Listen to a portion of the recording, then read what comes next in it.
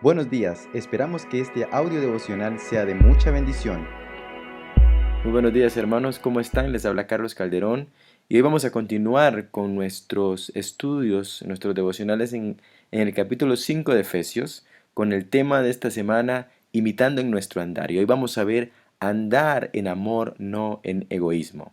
Quiero rápidamente repasar algunos conceptos importantes para continuar con esta serie de devocionales.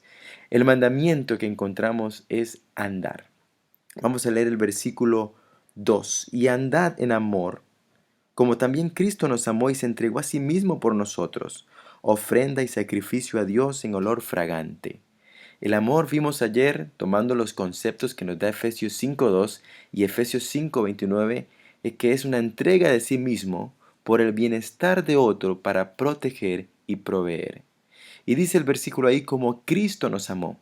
La pregunta es, ¿cómo Cristo nos amó? Cristo nos amó pues se entregó, se dio por nosotros, se ofreció como una ofrenda y sacrificio.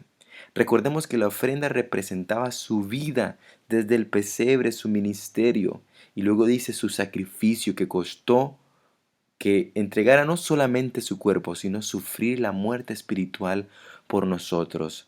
Nosotros no podemos hacer lo mismo que Cristo, morir en una cruz.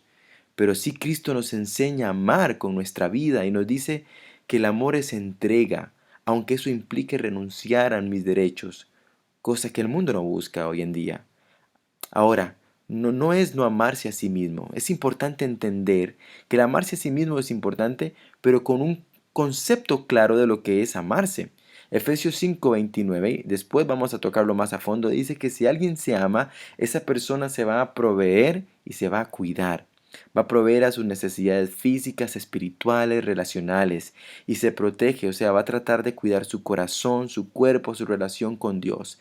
De esta forma, así como yo debería de cuidarme y de proveerme tanto aún más, yo debo de hacerlo con los demás.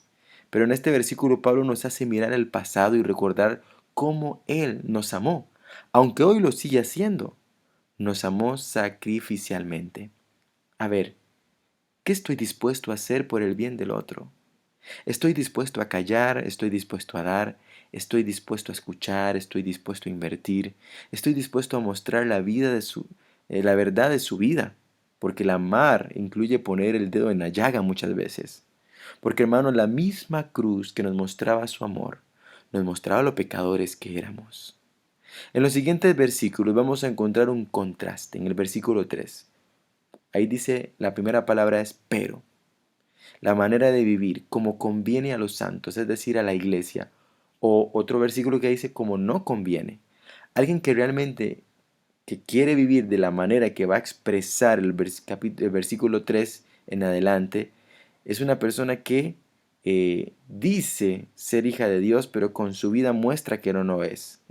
Porque este estilo de vida nos muestra claramente que no me interesa el bienestar de mi prójimo. Es un estilo de vida egoísta e idólatra. Y dice así los versículos, el versículo 3, pero fornicación y toda inmundicia o avaricia ni aun se nombre entre vosotros como conviene a santos, ni palabras deshonestas, ni necedades, ni truanerías que no convienen, sino antes bien acciones de gracias. Los primeros tres pecados mencionados son pecados que están detrás de la idolatría. El versículo 5 dice, porque sabéis esto, que ningún fornicario o inmundo o avaro que es idólatra tiene herencia en el reino de Cristo y de Dios. Vamos a ver pecados relacionados con la pureza y luego vamos a ver otro pecado relacionado con la plata. La fornicación, el pecado relacionado con la pureza, viene de la palabra griega porneia, que quiere decir prostitución. La fornicación en sí tiene que ver con buscar satisfacer su placer, pero de una forma egoísta, el precio que fuere. Antiguamente los hombres que buscaban prostitutas debían de pagar ciertos sacrificios a los dioses. En el templo de la diosa Diana habían prostitutas que ofrecían placer a cambio de un precio, y mucho de lo dado era ofrecido a la diosa. Vemos acá que este tipo de actos eran idolatría, inmundicia, todo acto inmoral, contrario al uso natural establecido por Dios. Dios estableció el sexo dentro del matrimonio y al final de este versículo dice avaricia también. Y es un pecado relacionado con la plata. La avaricia tiene que ver con sacar provecho de los demás. ganar y ganar más, aunque esa forma de ganar sea deshonesta.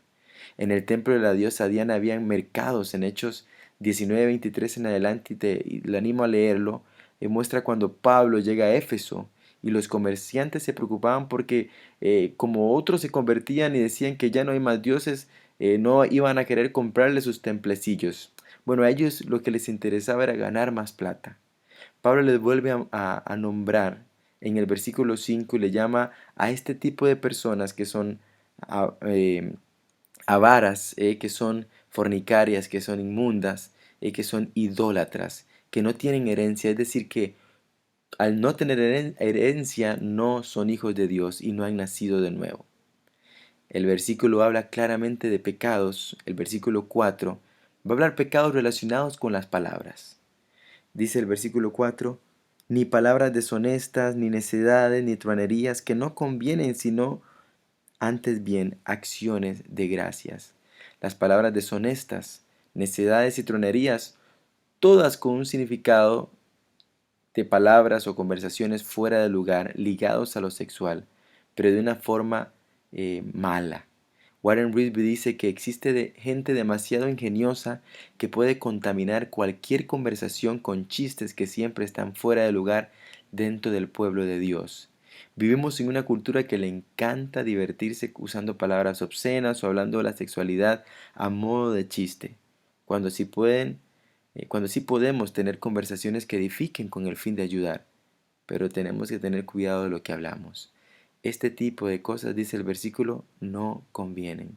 Por tanto, dice el versículo 6 que nadie nos engañe, que, que no nos haga pensar de que todas estas cosas son normales. Ojo, que no pensemos que la fornicación, la inmundicia, la avaricia, la inmoralidad, las palabras fuera de lugar no son tan malas como parecen. Este estilo de vida es una evidencia de que Cristo realmente no está. Y dice el versículo que es mejor vivir con acciones de gracias.